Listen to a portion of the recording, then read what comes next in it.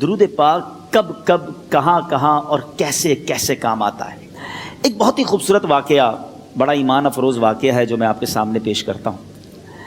ایک دوست نے اپنے ایک دوسرے دوست کو قرض دیا، اور جب اس نے قرض دیا تو وہ قرض ایک بڑی اماؤنٹ تھی، 3000 دینار. وہ ٹائم آ گیا جب اس ٹائم وہ قرض لینے کے لیے اپنے دوست کے پاس گیا کہ بھائی مجھے میرے پیسے واپس دو. تو اس نے کہا کہ پیسے تو نہیں ہے میرے پاس، میں کولیپس ہو گیا ہوں، بزنس اب میرا ختم ہو گیا ہے، میں تمہاری رقم نہیں دے سکتا. اس نے ایک اور ٹائم دے دیا اسے کہ ٹھیک ہے اب اتنے وقت دنوں کے بعد میں دے دوں گا. وہ ٹائم بھی گزر گیا، اور جب وہ ٹائم بھی گزر گیا تو اس کے بعد اس دوست نے کہا کہ اب تو پیسے دے دو بھائی، میرا ٹائم پورا ہو گیا ہے. پھر نہ دے سکا ٹائم. آخر کار معاملہ جو ہے وہ کورٹ میں چلا گیا، قاضی کے پاس چلا گیا. اب قاضی نے جس کو پیسے دینے تھے اس کو بلایا اور کہا کہ بھائی آپ کو اس کے پیسے دینے ہیں؟ کہتا ہے ہاں پیسے تو دینے ہیں. تو کہا پھر دیتے کیوں نہیں ہو؟ کہا پیسے ہیں ہی نہیں، کاروباری ختم ہو گیا ہے، قرضہ تو لیا تھا، اب میرے پاس بچا ہی کچھ نہیں ہے. تو کہا اچھا اب یہ بتاؤ کہ کب دو گے، کیسے دو گے؟ اس نے کہا بس میرے پاس پیسے ہی نہیں ہیں. تو کہا اب تمہارے پاس 30 دن کا ٹائم ہے، 30 ڈیز میں یا تو اس کے پیسے لوٹا دو یا 30 دن کے بعد تمہیں قید کر دیا جائے گا. یہ شخص اب گھر آیا، پیسے تو تھے نہیں، مگر شاید علماء نے لکھا کتابوں میں، یہ واقعہ کئی بڑی بڑی کتابوں میں لکھا اور درود پاک کے فضائل کی بڑی بڑی کتابوں میں لکھا. اور اس شخص نے سوچا کہ اس نے ایک حدیث پاک پڑھی ہوئی تھی کہ جس میں یہ نبی پاک علیہ الصلوۃ والسلام نے فرمایا ہے، جس کا مضمون ہے کہ جو شخص پریشان ہو، مصیبت زدہ ہو، اسے چاہیے کہ مجھ پر کثرت سے درود پاک پڑھے، کیونکہ درود پڑھنا مصیبتوں اور پریشانیوں کو لے جاتا ہے. اب اس عاشق رسول نے سوچا اور تو کچھ ہے نہیں، اب میں درود پاک پڑھنا شروع کرتا ہوں. صبح سے لے کر شام تک وہ درود پاک پڑھنے لگ گیا. 27 دن گزر گئے، only 3 days left. 3 دن باقی تھے قاضی کے پاس جانے میں. 27 دن گزر گئے درود پڑھتے پڑھتے. جب 28ویں رات آئی تو آنکھیں تو بند ہوئیں، مگر خواب میں اسے ایک آواز آئی، گھبراؤ نہیں، تمہارا قرضہ ادا کر دیا جائے گا، تمہارا مسئلہ سالو ہو جائے گا. صبح اٹھتا ہے، درود پاک پڑھ رہا ہے، مگر کہتا ہے یہ آواز سے تو مسئلہ حل نہیں ہوگا، پیغام کیا ہے اسے سمجھ نہ آیا. 28واں دن گزر گیا، 29ویں رات آ گئی، مگر اب آنکھیں بند ہوئیں اور قسمت جاگ اٹھی. نبی پاک صاحب لولاک صلی اللہ تعالیٰ علیہ وسلم خواب میں تشریف لائے، اور پیارے آقا صلی اللہ تعالیٰ علیہ وسلم نے فرمایا گھبراؤ نہیں، علی بن عیسیٰ وزیر کے پاس جاؤ، وہ تمہارا قرضہ ادا کر دے گا. اب یہ عاشق رسول صبح اٹھا تو ویری فریش، حشاش بشاش کہ اب تو کام ہو گیا، نبی پاک نے خواب میں آ کر بشارت دی ہے. مگر پھر ذہن میں سوال آیا کہ علی بن عیسیٰ کے پاس جاؤں گا تو ثبوت کیا ہے، پروف کیا ہوگا؟ میں جا کر اس کو کہوں گا کہ میرا قرضہ دے دو تو ایسے تو قرضہ نہیں دے دینا، اور میں نے اس کو کہا کہ مجھے نبی پاک نے خواب میں کہا ہے، اور اس نے اگر مجھ سے کوئی نشانی مانگی تو میں نشانی کیا دوں گا؟ آخری دن تھا، 29واں دن تھا، وہ بھی درود پڑھتے پڑھتے گزر گیا. 30th نائٹ آ گئی، صبح وہ دن ہے جب عدالت میں جانا ہے. اب اس رات پھر نبی پاک علیہ الصلوۃ والسلام خواب میں تشریف لائے، اور آقا علیہ الصلوۃ والسلام نے فرمایا کہ علی بن عیسیٰ وزیر کے پاس جاؤ، وہ تمہارا قرض ادا کر دے گا. کہ حضور چلا تو جاؤں گا، لیکن اگر وزیر نے مجھ سے کوئی نشانی طلب کی تو میں کیا جواب دوں گا؟ پیارے آقا علیہ الصلوۃ والسلام نے کمال کا ارشاد فرمایا کہ علی بن عیسیٰ سے کہنا کہ تم روزانہ فجر کی نماز کے بعد 5000 بار درود پاک پڑھتے ہو، یہ راز فقط تم جانتے ہو اور تمہارا رب جانتا ہے.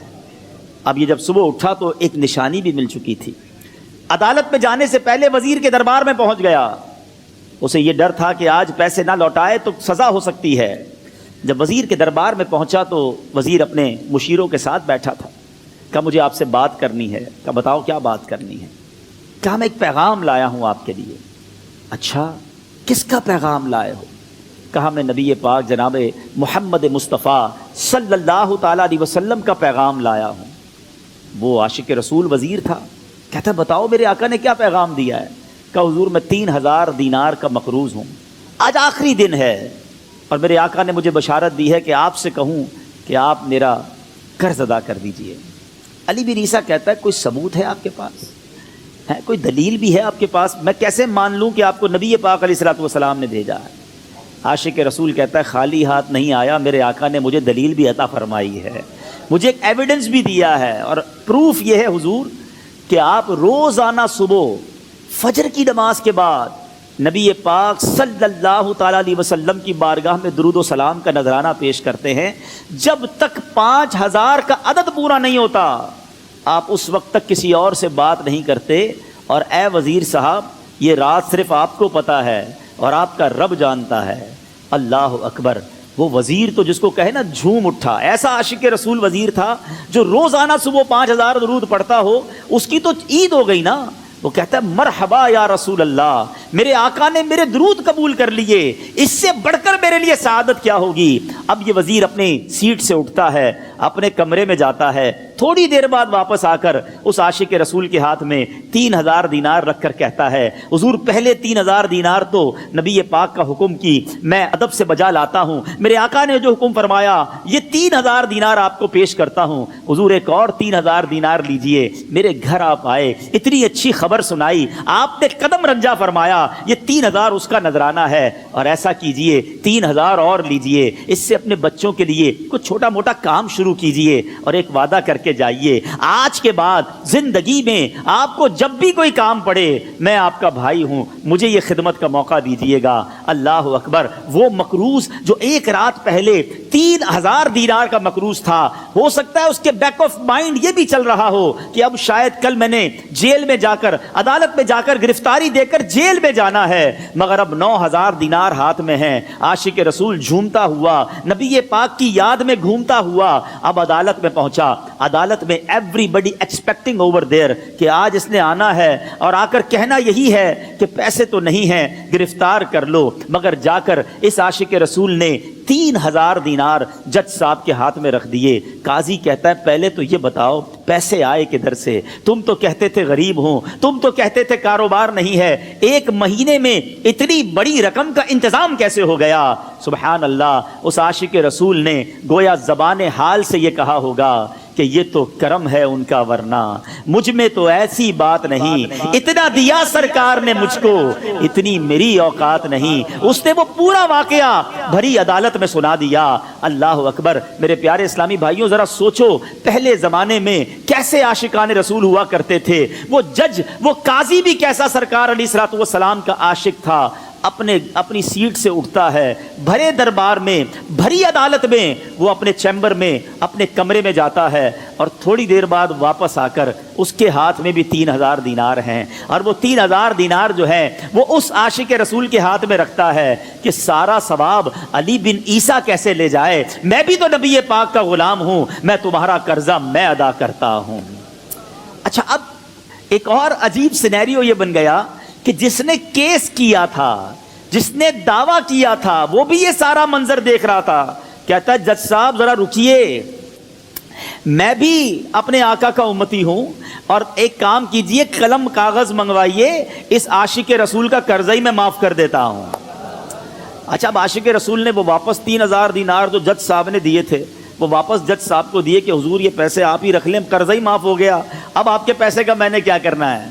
جج صاحب کہتے ہیں جو پیسے نبی پاک کے نام پر نکالے ہیں اب مجھے واپس نہیں چاہیے، یہ بھی تم اپنے ساتھ لے جاؤ۔ اللہ اکبر۔ میرے میٹھے اسلامی بھائیوں وہ عاشق رسول ایک رات پہلے 3000 دینار کا مقروض ہے، اب 12000 دینار لے کر گھر کو واپس جا رہا ہے۔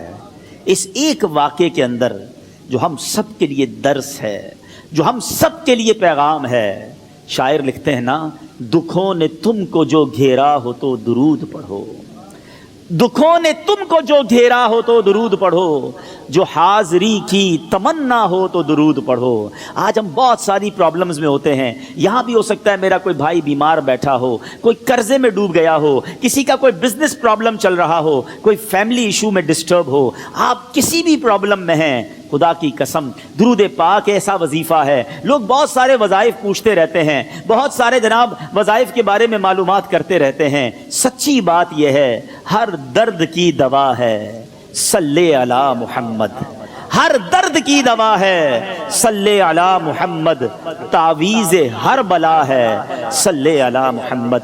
تو خدا را اپنی زندگی میں درود پاک کو شامل کر لیجئے، اور آپ بلیف کریں جب آپ نے کثرت سے درود پاک پڑھنے شروع کر دیے، آپ اپنی آنکھوں سے دیکھیں گے آپ کے پرابلم دور ہو رہے ہیں، آپ کی صحت اچھی ہو رہی ہے، آپ کے قرضے اترنے شروع ہو گئے ہیں، روزگار میں آپ کے برکت ہونا شروع ہو جائے گی، آپ کے چہرے پہ نور آنا شروع ہو جائے گا، آپ کی زبان میں اثر آنا شروع ہو جائے گا۔ صلو علی الحبیب صلی اللہ تعالی علی محمد۔ مجھے اپنی اور ساری دنیا کے لوگوں کی اصلاح کی کوشش کرنی ہے انشاءاللہ۔